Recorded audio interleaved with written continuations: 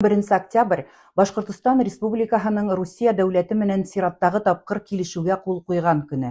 Быга тиклем без уны Башкортостан Республика көне я суверенитет көне дип билдәләп килдек. Илдә басып алгы сугыш дәвам итә. Республикабыздан 3000дән ашу кеше һәлак булган. Булар түгел хандар түгел, рәсми Башкортостан ысын хандарды яшерә. Быелдың гыйнварында Баймакта узган йыйындан һуң 8 тифтәнән ашу башкорт кулга алынып, тикшерү изоляторларында ултыра. Төзелгән килешүдән һуң башкорт барлык булган хокукларын югалтты.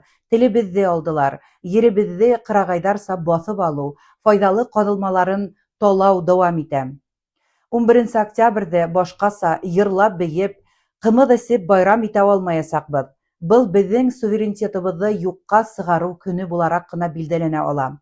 Әгәр һез Русиянан ситтә яшәйсегез икән, һезнең кешелек хукукларына, сәламәтлек